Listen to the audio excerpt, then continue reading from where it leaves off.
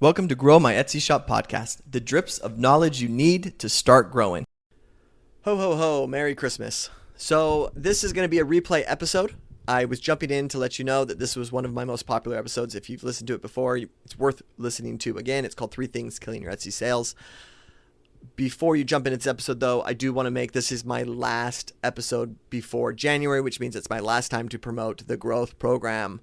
So this is the new growth program. I have updated it, redone it, and it is launching in January. And there is going to be a group of people going through this who are going to be involved in a private group for the next 3 months as we build your Etsy shop. Come check this out. It's a great deal. It's going to be, you're going to grow, and it's going to be awesome. So come join me. Sign up. Link is in my description. Bye. Hey, welcome. So today I'm going to be talking about some things that will kill your business. So this is going to kind of talk to you as an Etsy shop owner, but I'm also just going to kind of talk, keep in mind I'm a growth marketer and I work with people. This is kind of a crazy way to word it, but I'm going to word it this way. I work with people who are very wealthy, who are unsatisfied. And that's the truth of it. They are wealthy, they are doing well, they have a lot going for them, but they're unsatisfied with what they have. And it can sometimes be really, I could be in a strange spot. Just the other day, I was speaking to someone who they do about almost $2 million a year in what they're doing. And so you would think they were living on the streets. Like you would think they just were not making any money. And it's crazy because, guess who in that room didn't make $2 million? Jared. And yet I look around and think, man, you would think these guys were, all living off the government. But they're not. They're really well off. They're just unsatisfied with what they're doing. And so I always have this internal battle, maybe this is too personal, but of just really trying to be grateful for what I have and value things that are ultimately important. Like money is great and it is helpful in life. And nothing's worse than being stressed about money and worrying about that kind of stuff. Like that is hard. But there's also so much fruit that life has. And if we're not careful, which is what I see with a lot of these guys that I work with, is at the end of the day, hopefully none of them listen to this podcast, but at the end of the day, I'll close my laptop after a meeting and whatnot and think, you know what, I wouldn't switch places with those guys. And I haven't quite been able to put my finger on it. But anyway, the reason I bring all this kind of in is I'm going to be kind of pulling from experiences of people who are very successful. And I've also worked with Etsy shops who are successful. But a majority of my time is spent with people who are trying to build their shop. And I can see some qualities of those who are successful versus those who are unsuccessful. I shouldn't say unsuccessful, but people who just aren't where they need to be. And I'm going to point out some of the things that are common that I see across the board. Okay, so the number one thing that I usually see with Etsy shops that are struggling to grow is that they don't understand this one concept. It is a powerful concept to understand. Everything in life is value in exchange for money. So if you want to make money, you have to give value. Number one. This means sometimes the value could be your time. So someone hires you and brings you in to do something. They're hiring you for your time. Sometimes people will hire you for a low skill. Oh, hey, you can take orders at Starbucks. We will place you in this spot. This is where you are. I've actually never been to a Starbucks in my life. Crazy, right? Freaking American that's never set foot into a Starbucks. Actually, that's not true. When I was in Cozumel, Mexico, it was a place where they had good Wi-Fi. So I would work there. But outside of that, I guess I haven't purchased anything from Starbucks. Anyway, because I'm cheap AF, in case you're wondering why that's the case. That's a low skill that, someone will give you money for it. It's just that it's a low skill. So if we think about it, the more skills that you develop, the higher someone's willing to pay for that skill, the more value that it has. And so we sometimes look at our art or our creations or the things that we're doing and wanting to sell. And we know how much work it is. We know how hard it is. We know that we're better than a lot of other people. But at the end of the day, value is the money is only exchanged when the other person sees the value. So it could have taken you a really long time, but unless the other person knows the value, you're just not going to be able to make as much money from that. So the idea is, and how we should think, and if there's anything that should be written down in this podcast, it's that. How can I increase my value? So what is it that I am bringing to this shop? What am I bringing to this customer? What am I bringing to this brand? And what value can I do? And I think that sort of changes the way we think, and it helps when we're planning out growth. So there's sometimes what we love is instant gratification. What can I do right now that's going to increase my sales? And to be perfectly honest with you, when I meet with people, and the program that I do, it's over the course of a month. And when I meet with people who are just kind of like, yeah, yo, Jared, cut through the crap. Tell me the thing. I'm always like, ooh, darn. Because I can feel, yeah, you're looking for the gold nugget. And when you get that gold nugget, you're going to go run off and then go shake someone else for their gold nugget and go shake someone else for their gold nugget. And that's what difference between that and the California gold rush, like if we're just panning for gold, we aren't really developing ourselves or having the correct mindset, which is adding value to what I do.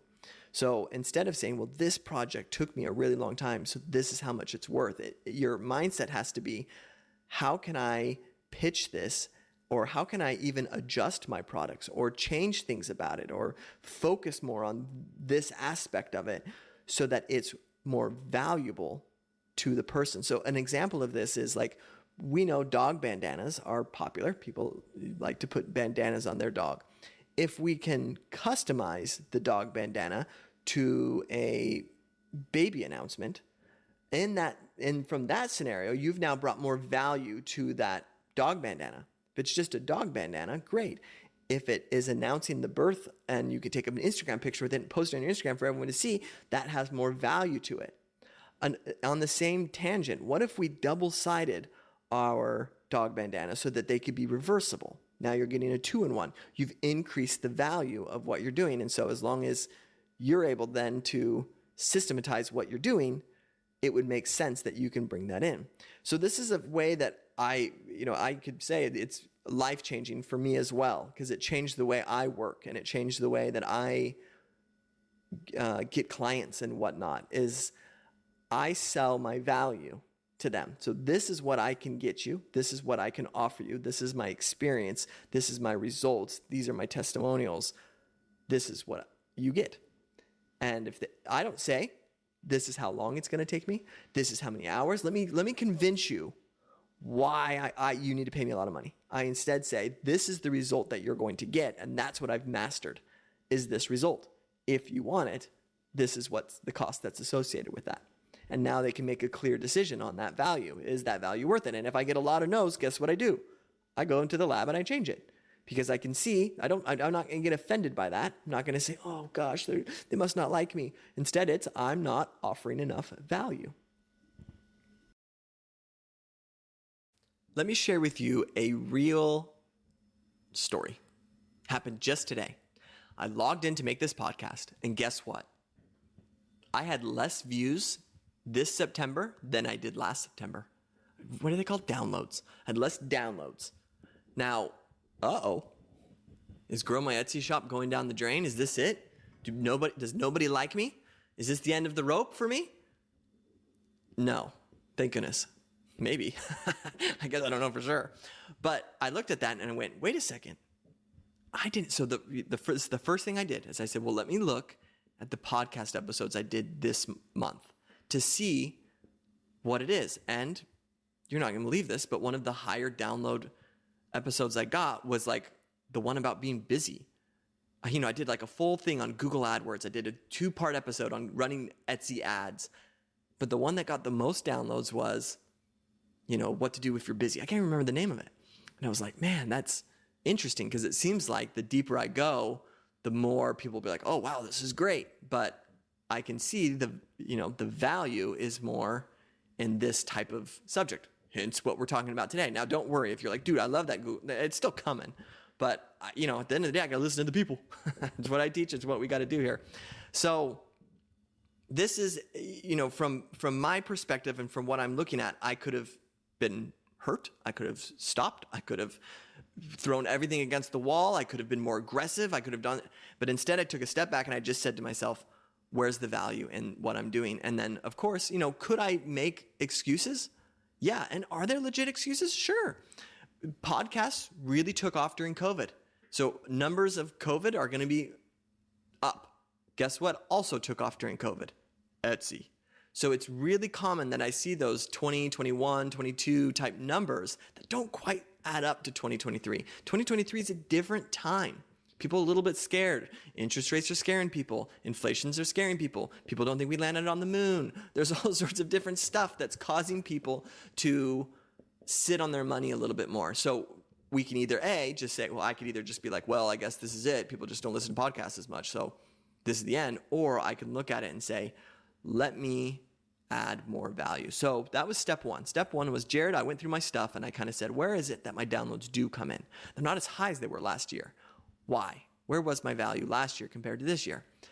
Number two, I went out onto Instagram and started going through some people who I know have some podcasts and are doing their things. And I was listening to and just seeing inspiration. What am I seeing that I like? What's making me stay and not scroll past stuff? What's the hooks that are working with me? What are the stuff that's resonating with me? And to be perfectly honest, I saw something that I thought was really great and I'm totally going to steal.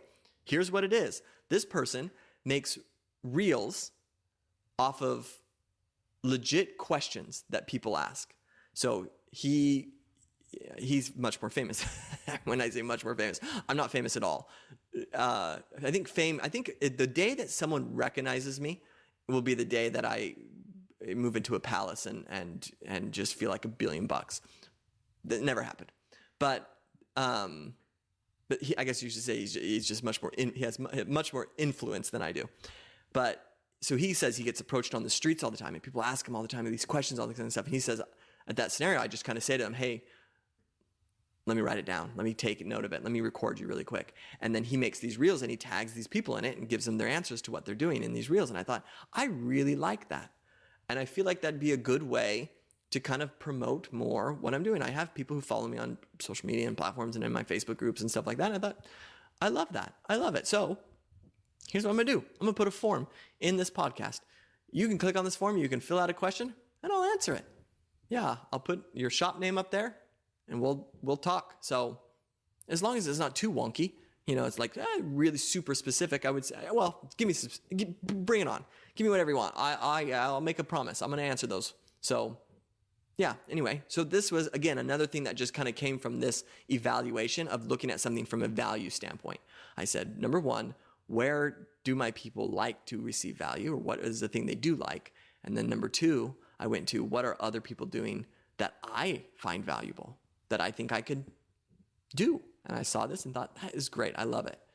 So I'm going to do it. Okay, so the next thing that I see, and this is more with the growth people, right? The people who are doing really well, they have this really unique mindset. And I would say most people have it that are at this level. And it's this, what we do, like us peasants, is we label big problems like with a label. So for example, if someone said to me, Jared, do you want to renovate your kitchen? I would say, yeah, totally. I want do you remember back in the day, Trading Spaces or whatever it was? No, there was something else where you would be linked arms with the person, the host, and they'd be like, close your eyes. And then that's what I want. I want someone to just come and do it. But truthfully, yeah, I do want to renovate my kitchen. If you said to me, Jared, why didn't you renovate your kitchen today? What was holding you back? My answer is, well, I'm too poor. I'm too poor. I can't do it. That is a typical mindset. We all kind of do that. Well, yeah, I can't. And I see this when I do work with Etsy shops as well, is we'll start to kind of try to not just put a label on something and they'll just throw the label on it. Oh, well, you can't do that. Well, I tried that and it didn't work. Oh, well, I would do that, but then there's this. And well, that's the label. And those labels stop us. from really starting to dissect what it is that the problem is. So keep in mind, Jared, can you renovate your kitchen? No. Why? Because I'm poor. Okay. Let's look at the label that I just gave, I'm poor, and let's dissect that. So let's try to solve or at least create separate areas that we can talk about this. So I'm poor means, for example, you could say step one, Jared, are you poor because you're not saving enough? And I guess I would say, yes. I mean, I do have savings and I do put money into savings and, I'm not, but like, I guess I don't have anything that's dedicated towards saving for a kitchen renovation. So the answer is, Jared, can you put money every month away for a kitchen renovation? Yeah, I think I could. And if you had that money and it was just put aside every month, yeah. Could I not spend it? Uh-huh. So I'm poor just went from, no, you're just not saving enough. And now I actually have a call to action to save more money, and eventually I'll be able to renovate my kitchen. Here's another option, another thing. Maybe I'm spending too much. Well, Jared, are you poor because you're spending too much? Well, maybe. Is there any services that you're using then paying for? Well, yeah, I guess I was watching that show on Apple TV. I'm not really watching that. Okay, great. Stop spending. Jared, when you go out to eat, what are you doing? Like, what is it that you're spending your money on? How's your clothes? Do you actually need new clothes, or are you just trying to keep up with the Joneses here? And you can start to evaluate, am I spending too much? Is that why I'm poor? And that's an easy fix. You can fix that. Jared, are you increasing your revenue? Are you making more money, or do you have goals? Do you have something happening, an emotion that's going to potentially make more money for you? I mean, no. I got to know where my goals are, where I'm going to land, and I guess that's another direction I can think about. Suddenly, my label of I'm poor broke into 3 different sections of maybe it's not that I'm poor, it's that I'm not saving. It's not that I'm poor, it's that I'm spending too much. It's not that I'm poor, it's that I don't actually have a plan in action to increase the current revenue that I can't afford to do my kitchen now, but if I increase my revenue, I can. You know what I mean? Like that happens, and I watch these people do it, and it's fascinating because, yeah, I'll watch people say, well, no, we can't do that because X, Y, Z. And they're like, let's talk about that. Like there's just kind of this thing about them that they don't feel like the rules apply to them. You know what I mean? They're like, well, what if we do this? What if we talk to that person? What if we did this? And you're like, seriously? But then I see them overcome stuff all the time. And it's always amazing to me that they just have this mindset of don't label the big problem with a big stop sign, but to figure out ways to kind of go about it and to dissect those problems. So I would recommend, and I see this with Etsy shops when I say like, hey, the other day I was talking to someone about a bundle, and I was saying like, look, if you could bundle, I think it was a physical and a digital, we were kind of talking. Well, technically on Etsy, you can't. So there was a quick like, well, you can't. Wish I could, but you can't. Okay. I don't know it, but I'm pretty sure we could figure it out. Like, not necessarily that it would go through the traditional way of Etsy, but what if there was just a way? And we could start talking about this, but it was shut down very quickly and we kind of moved past it. But again, this is the stuff, and this is probably too personal, lucid dreams. You guys know what that is? It's like essentially when you're like awake, but you're asleep, but you're like awake enough that if someone said your name, you feel like you could respond. For some reason, this is super weird tangent I'm going on. For some reason, when I'm in a lucid state, kind of in that morning time, not quite awake, I couldn't, like my eyes aren't opening, but again, if someone said my name, I could respond. My brain stops using logic as much. And so it allows me to explore these ideas that normally my logic would stop me at, and my risk versus reward would stop me at. And so I can go down these weird rabbit holes of things I would never really think about because my brain would normally say, well, Jared, that's impossible. Don't think about it. Don't waste your time. But in that lucid state, it doesn't. Take that with a grain of salt. That is just kind of my own. But I've had some really dumb ideas come from lucid dreams where I get out of them and I'm like, the F was that? Jeez, Jared. And then there's other times I get out of there, I'm like, wow, that was kind of an interesting thought. So anyway, grain of salt. Okay, so the number 3 thing that I see that kills businesses, and this is be kind of a split, but I'm going to label it, funny enough, I'm going to label it distraction. So I believe, and there's actually a great quote from this, something along the lines of like, distraction kills your business faster than competition. I have seen this firsthand. And distraction can come in two different forms. One form is, I'm going to post a reel. You open up and then pretty soon you are down the rabbit hole of what you're doing. Shoot, that took away. Now I don't have as much time. Now I haven't really done anything productive with my mind. So I've had some other podcasts and things like this, but blocking time is, for me, been a life-changing thing for me. I have 4 kids that literally play every freaking sport available.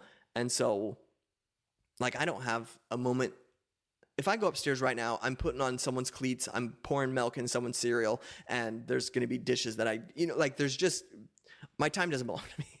And so I've had to block time that and including with myself, meaning like, Jared, you aren't dinking around. You are not going to get lost on the web. It's what's so hard about these computers is that there's so much available to us. And so sometimes we think we're doing research, right? Oh, I'm going to look at my competition. And before we know it, we spent a long time looking at our competition. And what did we do? We didn't really do anything. We'll at times take the easy route. I don't want to do this work. That work is scary. That idea is risky. This might not work. But if I just study over here, then I feel like I'm being productive. It's this fake productive that we can get lost in. And I see this a lot especially when I meet with people and they just brain dump everything that they've done or they're thought about. There's another quote that's like, want to look like an idiot? Talk about the ish you haven't done. Or talk about the ish you haven't done. I'm editing that, of course, which is a really common thing that Americans like to do. We like to talk about, and I shared this before, the kitchen we're going to renovate. We like to talk about what we're going to do with the backyard. We like to talk about what the new car we're going to buy. But we do that with our stores. We just are like, oh, I really want to do this. And I saw this and I had this idea and I was thinking about doing this and I had that thought about doing this. And no. I get with people and they brain dump and I think, look at their store and I think, you didn't do any of it. Like, had you done something, we could have had data. We could have looked at this together and made decisions and been like, well, instead, we're just shooting the breeze, talking about woulda, coulda, shouldas. And that part of your business, this research side, can sometimes take away and be a distraction to you. So I kind of labeled it as 2 different versions. There's the distraction of like Instagram and, just doing other things that are more fun and more appealing and getting lost in it. And I think Etsy shops a lot of times put orders as their distraction. They like making their product. They like fulfilling it. They like hearing, the cha-chings and the money coming in. And so they get stuck in, but then at the end of the day, I know it sounds rude to say it, but I think people just like to create jobs for themselves and they want to be busy. So they want to grow their Etsy shop so that they'll be busy, not necessarily so that they'll be business owners. The idea of being a successful business owner is that you actually do that type of work less. So you're not fulfilling your orders. You're not dealing with all your customers. You're not making the product the whole time. You're not the full-time social media person. Like the ultimate goal you should have is that you are running a business, that you're putting people in spots that are better than you to do the things that you don't want to do. That's where you want to be, and that's where growth can truly come in. And so if our mindset is, I just want to be busy, like, okay, lower your price down to $1. You'll sell a lot more and you'll be way more busy. So you kind of have to evaluate where you're at with that. So that's a subject for a different day. Moral of the story, there's 3 things that are going to kill your business. And these 3 things, I've seen it from both Etsy shops and I've seen the successful people that do them. And I am a believer of if you can avoid these things or tweak the way that you think in certain areas, you'll really get the value from what you're trying to build in your Etsy shop. Okay, I gave that kind of mid call to action what I have in there, but I'd love to kind of test something out. So if you've got a question and listen to this episode, have anything to say, I would like to test this thing out. Here I am preaching what I'm saying. I want to test it out. I want to do it. It's going to be crappy. I don't care. I'm putting it out there. I'm going to get data. If I get enough that I say, hey, people like this, I'll keep doing it. If I get through it and I think, you know what, that was way more work than it was worth, I'm going to stop. That's the beauty of what we're doing here. So fill it out for me. I'll just put a form in here, fill it out, and keep a lookout on my Instagram. I'll put my Instagram in there if you want to follow me there as well. Okay, see ya.